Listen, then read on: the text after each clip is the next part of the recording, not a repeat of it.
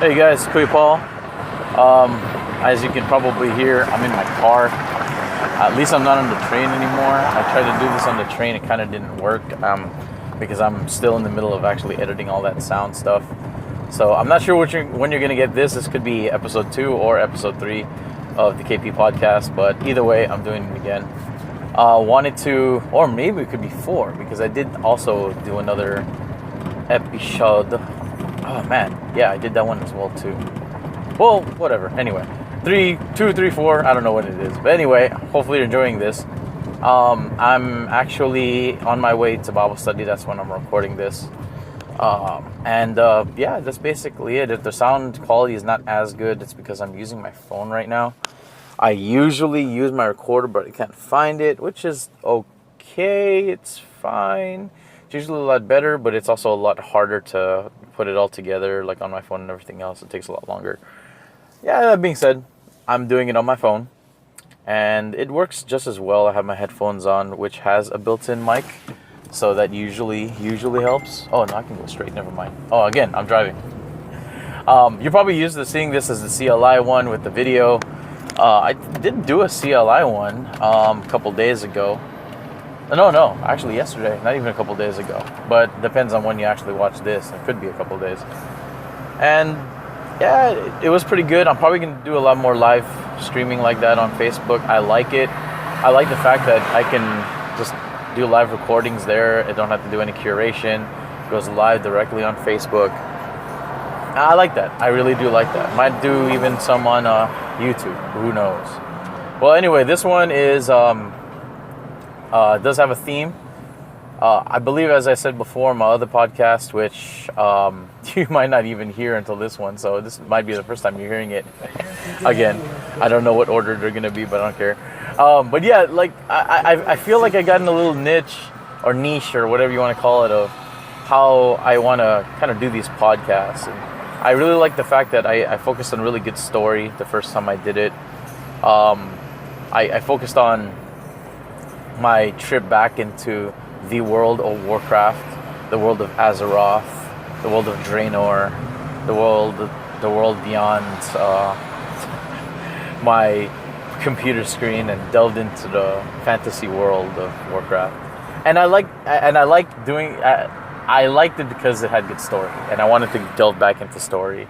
Talked broadly about like all the different things that are going on within movies and television, how good story is actually being made up, and I thought I'd just talk about that, just stuff that I like, stuff that intrigues me, good story in particular, and how I can see good or even better stories in other things, which leads me to my topic today. And I'll try not to take too long because I'm really hot. It's hot today, guys. It's over 100 degrees today, and I want to get a really cold drink, a smoothie type drink, actually, not like a beer. I don't drink. But like, I was going to get like a smoothie at Jamba Juice, or I might actually go to this boba quickly place over here in Azusa that I usually frequent and get some stuff. So I'll try not to take too long.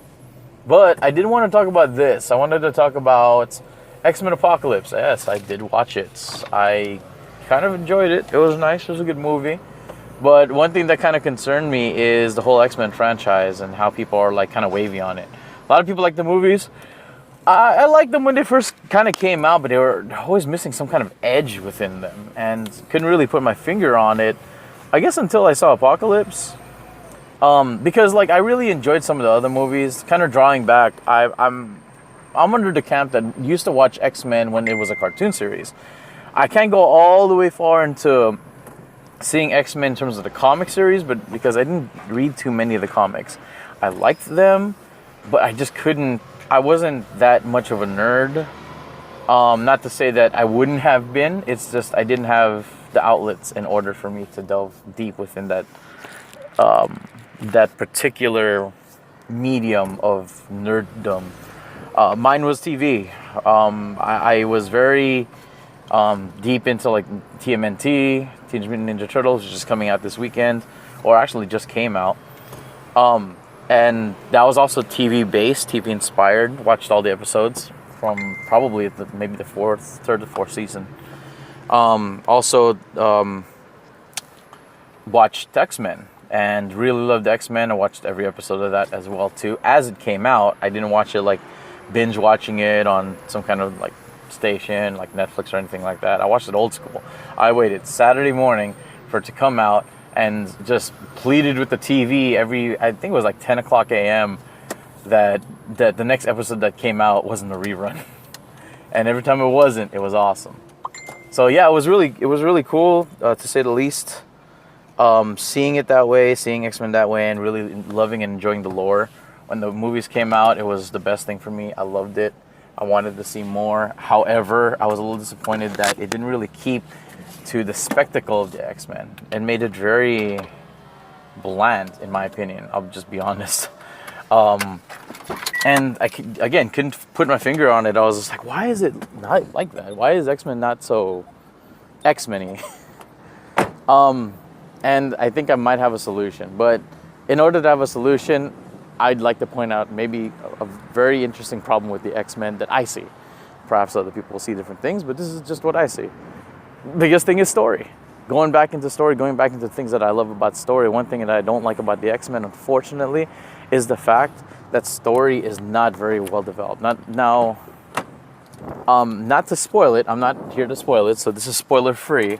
But one of the biggest things that I didn't like about Apocalypse, X-Men Apocalypse in particular, I like Apocalypse. Like, this is one of my most favorite villains because that guy is just, he's OP. It's a gamer term, means overpowered. He's just very strong. Very much in the depiction of what the movie was calling very godlike, even though, yeah, I mean, pales in comparison to God, but still. I liked it. I liked the fact that they were building the character that way, but there was just not enough development. What I didn't like was there was no story. Good story. I'll say it this way, not just good story. There wasn't enough deep-rooted story. And then this is just the flaw of the X-Men as a movie. Because when you have a movie, it's hard to develop so many characters in the span of, even with the long movie that it was, a 2.5 hour epic film. It's hard. With the first X-Men, they were developing everyone from Rogue to Wolverine to the X-Men themselves, Professor Xavier. They were introducing Magneto. They were introducing all of the other mutants, like Toad, like Mystique, like, what's that guy's name? Sabretooth, which wasn't the real Sabretooth, which is really weird. And everyone else, like Cyclops and Jean Grey and Storm, and just there was no build up with any of their stories. I mean, there were main characters, but I mean, if anything, I think that's why the Wolverine franchise kind of took off, because he was the most developed character of the whole X-Men movie. And they just kind of parlayed with that. But it got tiring because it was like, you want to know all the other characters within the movies, but you keep going back to, well, what about Wolverine? He's the main character. It's like, no. In X-Men, everyone's a main character. That's the hard part. That's the hard part about X-Men as a franchise. So going into the first 3 movies, I mean, it got super duper mixed reviews. Mostly just fanboys just wanted to see more, which is fine. Like, I wanted to see more as well too, so I kept watching. First Class came out, and then there was this weird development because they found a really good niche that kind of worked. The characters they introduced, they introduced vaguely, so as to not focus on the story, and then they kept to a certain list of characters who they would develop. Like, if you think of First Class, it's Professor X is definitely the main, Mystique and Magneto. They were the ones. Everything pivots on these 3 characters, and you knew it. Everyone else was there, but they were side characters. They were good characters. They were good X-Men, but they're side characters, and it's one of the things that made the movie very well made. Then in Days of Future Past, it's kind of the same. Back to Wolverine, but even he was kind of a pivotal character only, not a main character. Just a character that everyone else pivoted upon. There was no development of his backstory. For the most part, after 3 movies, we already knew what his backstory was, so we didn't need it. He almost became just a side character, which is great, because we focused on, once again, Mystique, once again, Professor X, once again, the Magneto, and then the Sentinel program. That was the main antagonist. So it's the same thing. when we got to this one, Apocalypse, and again, not to be too spoiler, you know, but it was the same thing all over again from the very beginning. So many characters, not enough development. It's the same old thing, same old story. And again, good movie, really good movie. But I know really nothing about Apocalypse other than like what people said about him. What he really wanted to do, I was like, I don't really even know what he wanted to do. It was really confusing. I was like, what did he want to do? Like, did he want to destroy the world, rule it? I was like, did he want to rule it by destroying it? Or did he want to destroy it and then rule it? I don't even know. So you're so confused. And then that was one of the things that was really like throwing me off within that movie.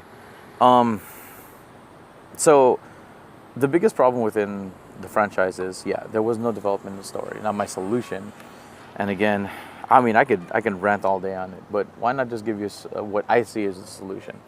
And I see it as very, very much what DC has been doing, what Marvel's been doing. When they want other characters to be highlighted, they just don't have the time within a movie franchise. So when you have a cinematic universe, but you have too many characters, you delve into the television universe, or basically the series universe. So I would really suggest, and this is not going to happen, but I would really suggest to go back into the love of the X-Men as a series, because that's where a lot of people remember it, especially people my age, people that really remember the comics. People that love the comics also, they love this about it as well too. It is X-Men, because there's so many characters, and this can be said for a lot of franchises.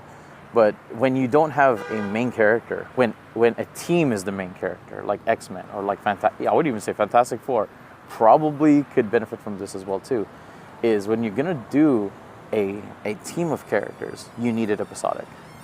A cinematic universe doesn't work as well, because the thing that you want to develop is character. And if you have character, you need time to develop character. Can you develop character in 10 minutes? You probably could. But the richness of these characters and what's going on, and I would even say the diversity of each character, even though they have the same general problem, they're all mutants and they're trying to live in a world that doesn't accept them very well. That's a general problem. But each individual is struggling in a different way. If you're going to do that, you need time. You need it to be episodic. So my solution would be X-Men needs to go into an episodic structure, like Daredevil or Flash, which again, see, you have an individual character and they're super developed because they have episodes to develop them. They have a rich story because you took like 10 to 20 episodes to develop them. I would think things like Fantastic Four probably have definitely benefited from it. I would think the X-Men definitely would develop from it. Even Agents of S.H.I.E.L.D., like, I'm throwing this out of the loop because I fell out of touch with Agents of S.H.I.E.L.D. as a Marvel property after season 2. It was really hard to follow. But the success of what they're having in it is because it's episodic. It's because you're having characters that normally you wouldn't even care about, and you're giving them time to develop so you can learn to love them. I think that's true with the X-Men. You already love the characters, but then you have to learn why you love them. And I think that's what was missing with Apocalypse. That's not to say it wasn't a good movie. It was a good movie. Very, and the story that they had was really good. I just feel like it's also the story that we've seen before. So that's basically my rant. I'm getting very hungry / thirsty, so I'm gonna have to get going. That being said, yeah, hope you guys are having a good week. I'm gonna be doing a lot more of these as time goes on. But in the meantime, take care. God bless. Bye.